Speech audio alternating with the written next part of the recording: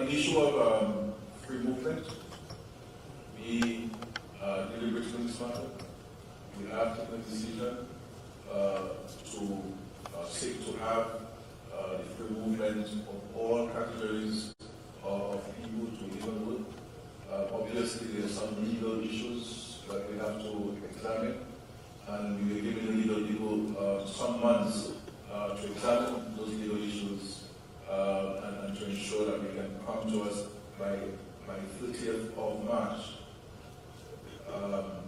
to take a definitive position on this.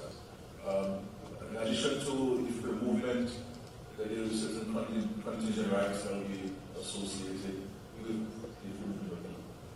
Access to primary health and emergency health, access to basic education, pre-primary, primary, and secondary education.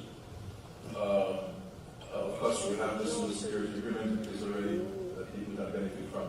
But we believe this is a fundamental part of the integration architecture. And at 50, we could not reach today and not speak about the core of the integration movement. That is people's ability to move freely within the Caribbean community.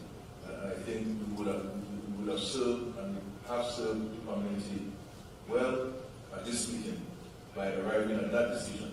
And we hope that to see that it will be implemented by the 30th of March 2024. We spoke about hassle-free travel.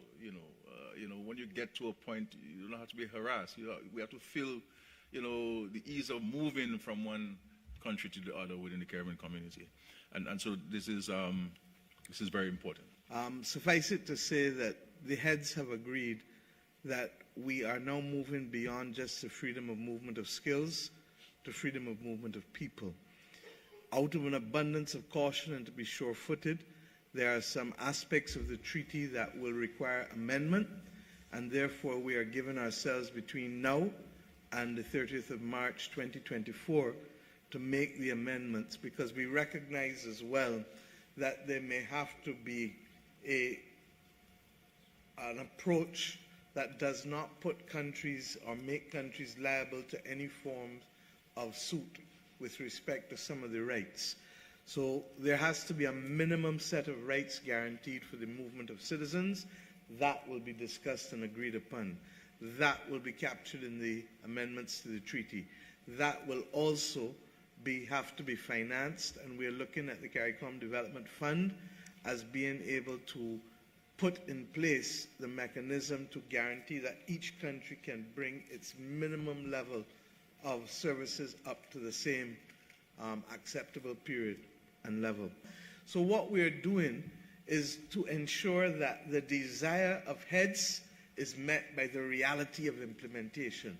And we give ourselves this period of time to be able to make the amendments to the treaty so that countries can do so without fear of any further recriminations.